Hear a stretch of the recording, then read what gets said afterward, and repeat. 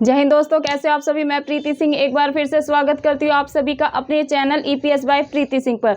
दोस्तों आज हम करेंगे यूपी ट्रिपल एससी पैट के लिए करंट अफेयर की क्लास। दोस्तों जैसे कि आप सबको मैंने जब सिलेबस डिस्कस किया था उसमें भी बताया था दोस्तों, यूपी ट्रिपल एससी पैट में करंट अफेयर से अपने 10 क्वेश्चन आने हैं। तो दोस्तों वो भी हमें सिक्योर करने हैं। 2 यूनिट को मिला के 5-5 नंबर की अकेला ये करंट अफेयर 10 नंबर का पूछा जाना है अपना। तो दोस्तों ये 10 नंबर में से अपने को 8 से 9 सिक्योर करने हैं। वो कैसे होंगे, वो होंगे दोस्तों मेरे साथ। अब हम डेली रोज मॉर्निंग में मैं एक क्लास डालूंगी करंट अफेयर की 15 से 20 मिनट की, तो आपको वो देखनी है और अपनी रिवीजन करनी है। दोस्तों चलो आज की क्लास शुरू करते हैं करंट अफेयर की बिना टाइम वेस्ट किए। मैंने इसमें आपको 7 से 8 क्वेश्चन लिए जिन्हें मैं एक्सप्लेन करके वो 10 से 15 अपने क्वेश्चन तैयार हो जाएंगे। तो आपको वो देखने हैं और अपनी रिवीजन करते रहना है। तो दोस्तों शुरू करते हैं आज की क्लास। दोस्तों पहला क्वेश्चन लिया है मैंने बिहार के मिथिला मखाना। बिहार के मिथिला मखाना को दोस्तों फिलहाल जीआई टैग मिला है। तो ये पूछेंगे जो बिहार का मिथिला मखाना है उसको जीआई टैग कब मिला। तो दोस्तों आपको ध्यान रखना है ये मिला है उसको 22 अगस्त सन 2022। अब आप इसको याद कैसे रखोगे, 22 ये क्या चल रहा है सन 2022, 22 तो मिथिला मखाना बिहार का, इसको मिला है जीआई टैग।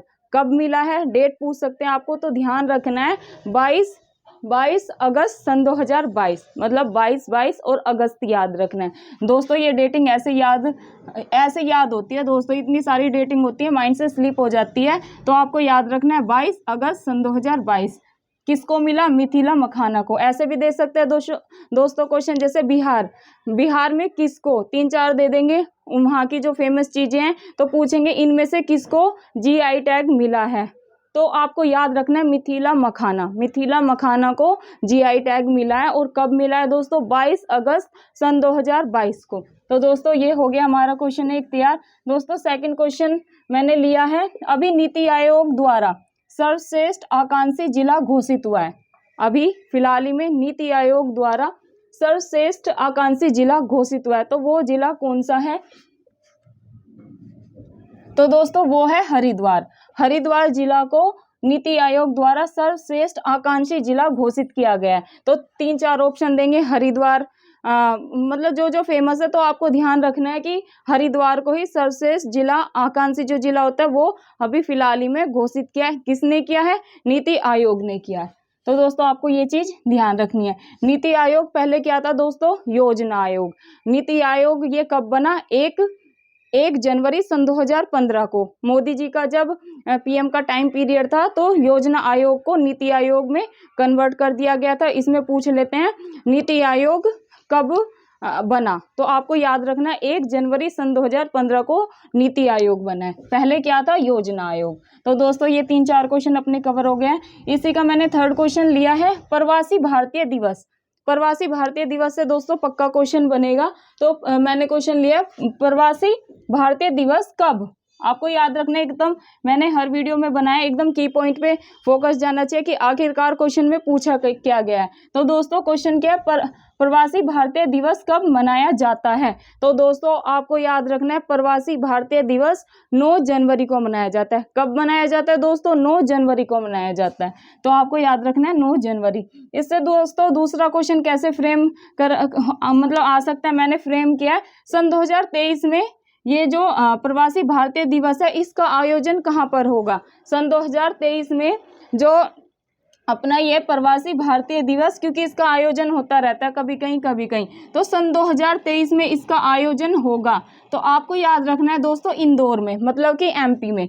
कहाँ पर में दोस्तों, ये अपना इसका आयोजन होगा प्रवासी भारतीय दिवस का सन 2023 में एमपी में।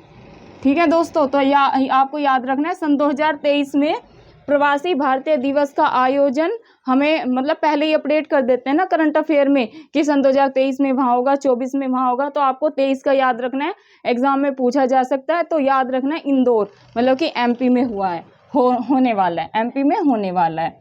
तो आपको याद रखना है एमपी। और ये पूछ सकते हैं भारतीय प्रवासी दिवस ये कौन से नंबर का, जो सन 2023 में होने वाला है वो कौन से नंबर का प्रवासी भारतीय दिवस होगा। तो दोस्तों आपको याद रखना है 17वें नंबर का, मतलब 17 नंबर का ये प्रवासी भारतीय दिवस होगा। और जो सन 2022 में हुआ वो कौन से नंबर का, तो आपको पता ही चल जाएगा, ये था 16 नंबर का। और ये अपना जो आने वाला है वो है 17 नंबर का। तो दोस्तों ये हमारे 3-4 क्वेश्चन प्रवासी भारतीय दिवस से हो गए हैं। मूव करते हैं 4th टाइप पे, जो कि है भारतीय उपराष्ट्रपति चुनाव सन 2022 में कौन बने। जो अभी उपराष्ट्रपति के चुनाव हुए, राष्ट्रपति के चुनाव हुए, तो पूछेंगे सन 2022 में उपराष्ट्रपति कौन बने। तो दोस्तों आपको याद रखना है जगदीप धनखड़ जी। कौन दोस्तों? जगदीप धनखड़ जी उपराष्ट्रपति बने हैं सन 2022 में। अब इससे नंबर भी पूछा जा सकता है, क्योंकि दोस्तों मैंने जो पॉलिटिकल साइंस की पिछली क्लास ली थी उसमें भी आपको उपराष्ट्रपति के बारे में बताया था, राष्ट्रपति जी के बारे में बताया था कि वो कौन से नंबर के। दोस्तों इनके ना नंबर से बहुत क्वेश्चन पूछते हैं, कि जैसे पूछा था पिछले PYQ में कि जो रामनाथ कोविंद जी हैं वो कौन से नंबर के राष्ट्रपति थे, तो उसमें मैंने आपको बताया। जो अभी द्रौपदी मुर्मू जी बनी है वो कौन से नंबर की है, वो भी मैंने अपडेट करके आपको पिछली क्लास में करा दिया। तो मेरे चैनल EPS बाय प्रीति सिंह पर जाके देखें तो आपको सारा मतलब इन्फॉर्मेशन अपडेटेड जो है वो मिल जाएगी। तो दोस्तों प्रेसिडेंट तो मैंने बता दिया था कौन से नंबर के। अभी मैं आपको वाइस प्रेसिडेंट बताने जा रही हूँ कि ये कौन से नंबर के, क्योंकि दोस्तों PYQ में आए हैं तो अब के भी आने की संभावना है। जरूरी नहीं पहले राष्ट्रपति जी का पूछा था किस नंबर के, इस बार उपराष्ट्रपति जी के चुनाव भी हुए हैं, तो क्या पता इस बार उपराष्ट्रपति जी का नंबर पूछ ले। तो दोस्तों आपको याद रखना है ये 14 नंबर के उपराष्ट्रपति है। कौन से नंबर के हैं दोस्तों? ये है 14 नंबर के। अब एक क्वेश्चन ऐसे बनता है, जो चुनाव होते हैं वो 2 के बीच में होते हैं, तो इन्होंने किनको हरा के ये राष्ट्रपति बने हैं जगदीप जी? तो दोस्तों ये मार्गरेट अल्वा ऑप्शन में होंगे, मार्गरेट अल्वा। 2-4 नाम और दे देंगे कि किनको हराकर जगदीप धनखड़ जी उपराष्ट्रपति बने। तो दोस्तों आपको याद रखना है मार्गरेट अल्वा जी को हराकर ये उपराष्ट्रपति बने। कब बने? 7 अगस्त सन 2022 को। दोस्तों मूव करते हैं 5th क्वेश्चन पे, जो कि है वीर बाल दिवस से दोस्तों क्वेश्चन पूछा जाता है। ये वीर बाल दिवस का दोस्तों इसमें भी आने की संभावना है, और ये ऐसा क्वेश्चन है जो कि कॉम्पिटिटिव जो अदर एग्जाम होते हैं, SSC हो गया, और अभी एक NDA का एग्जाम हुआ था उसमें भी वीर बाल दिवस से क्वेश्चन पूछा गया था, और ये क्वेश्चन PCS में भी पूछे जाते हैं। तो ये क्वेश्चन मुझे जहाँ तक लगता है ये PCS में भी पक्का पूछा जाएगा, क्योंकि NDA में भी पूछा गया था। तो ये क्वेश्चन दोस्तों बहुत ही महत्वपूर्ण है। ये NDA में भी पूछा गया था दोस्तों, NDA का जो एग्जाम हुआ था उसमें भी पूछा गया था। तो ये कौन सा वीर बाल दिवस कब मनाया जाता है दोस्तों, किस रूप में घोषित हुआ? तो आपको याद रखना है 26 दिसंबर को वीर बाल दिवस मनाया जाता है। कब दोस्तों? इसका डेट पूछ लेंगे, 26 दिसंबर, 9 नवंबर, ऐसे करके 3-4 ऑप्शन होंगे, तो पूछेंगे वीर बाल दिवस कब मनाया जाता है। तो आपको याद रखना है दोस्तों 26 दिसंबर को वीर बाल दिवस मनाया जाता है। 3-4 ऑप्शन में होंगे, जैसे 9 दिसंबर, 26 नवंबर, ऐसे करके। तो आपको याद रखना है वीर बाल दिवस कब मनाया जाता है दोस्तों? 26 दिसंबर को। और ये कब घोषणा करी थी कि मनाया जाएगा?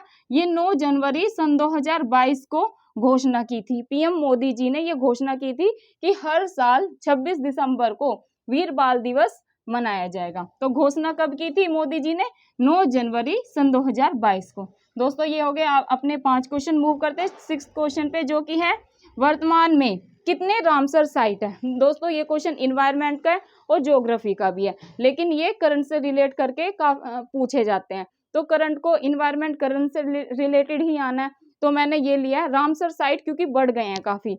जब मैंने UPPCS का एग्जाम दिया था तब आए थे, तब आई थिंक 45 समथिंग थे, लेकिन अभी मैंने जैसे अपडेट करके पढ़ा तो इसमें 75 हो गए। तो दोस्तों आपको याद रखना है फिलहाल वर्तमान में जो रामसर साइट्स हैं अपनी, वो हैं 75। क्या कितनी है दोस्तों? 75। और सबसे ज्यादा पूछेंगे, सबसे ज्यादा रामसर साइट कहाँ पर है? तो दोस्तों ये है तमिलनाडु में। कहाँ पर है दोस्तों? ये अपना तमिलनाडु है, तमिलनाडु। दोस्तों सबसे ज्यादा जो रामसर साइट है वे है अपनी तमिलनाडु में। संख्या है इनकी 14, 14 रामसर साइट दोस्तों तमिलनाडु में। ऑप्शन ये भी आ सकता है कि सबसे ज्यादा जो रामसर साइट है वो किस स्टेट में, मतलब कि किस राज्य में। यूपी दे देंगे आपको, तमिलनाडु दे देंगे, केरल दे देंगे, MP दे देंगे। तो दोस्तों आपको याद रखना है सबसे ज्यादा जो रामसर साइट्स है वो है तमिलनाडु में। कितनी है? 14। और अगर टोटल आए तो वो भी मैंने आपको बता दिया, टोटल है वर्तमान में 75, मतलब कि 75 रामसर साइट्स हैं। दोस्तों मूव करते हैं 7 क्वेश्चन पे, जो कि मैंने लिया है दोस्तों योजना से। और ये ऐसा क्वेश्चन है, इस पे 3 स्टार लगा देती हूँ, ये पूछा जाएगा 100%, ये पक्का 100% क्वेश्चन आएगा, क्योंकि ये अग्निपथ योजना दोस्तों बहुत न्यूज़ में थी। अभी अपना मोदी जी ने अग्निपथ योजना शुरू की है, मैं पूरी डिटेल बता देती हूँ। केंद्र सरकार ने शुरू की है अग्निपथ योजना दोस्तों, मेरे बहुत से फ्रेंड्स को पता होगा, काफ़ी को नहीं पता होगा, तो मैं आपको इसकी पूरी डिटेलिंग दे रही हूँ। इससे क्वेश्चन जरूर बनेगा 100%, क्योंकि ये काफ़ी न्यूज़ में था, ये विवाद भी बन गया था, काफ़ी धरने प्रदर्शन भी हुए थे, तो इससे क्वेश्चन दोस्तों पक्का बनेगा।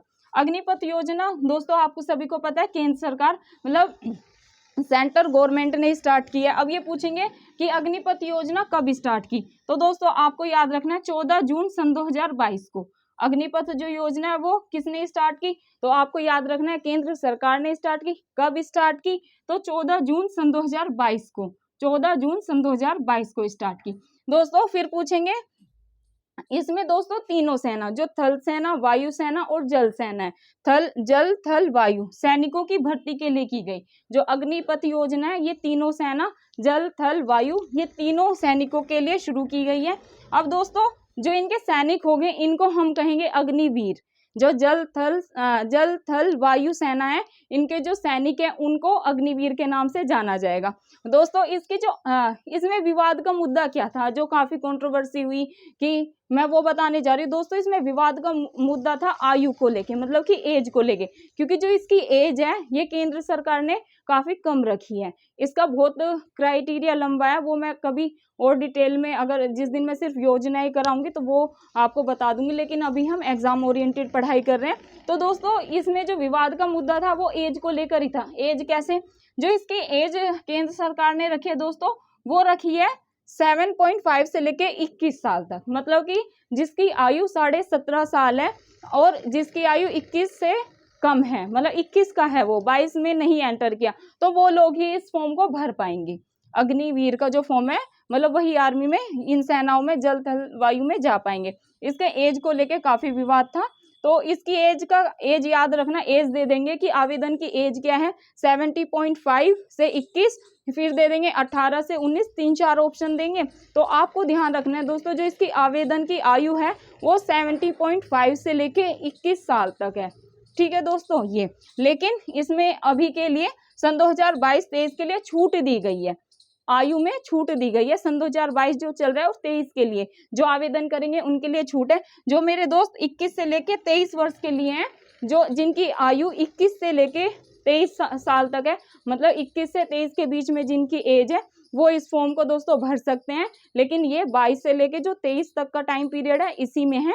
जो आगे मतलब 24 से 17.5 से और जिनकी आयु 21 के बीच में होगी वही ये फॉर्म जो अग्निवीर का वो भर पाएंगे। तो दोस्तों ये थी आज की करंट अफेयर की क्लास। इसमें मैंने देखने में तो ये 7-8 क्वेश्चन ही है, लेकिन मैंने आपको इस तरीके से समझाया है कि इससे हमारे 15-20 क्वेश्चन कवर हो गए दोस्तों। जय हिंद। फिर मिलते हैं अपनी किसी और क्लास में करंट अफेयर की। मैं अब रोज डेली एक क्लास डालूंगी, तो आपको उसको देखना है, क्योंकि दोस्तों मैंने बताया इससे अपने 10 क्वेश्चन आने हैं, तो वो हमें 8 से 9 अपने सिक्योर करने हैं दोस्तों। फिर मिलते हैं अपनी अदर किसी क्लास में। जय हिंद, जय भारत।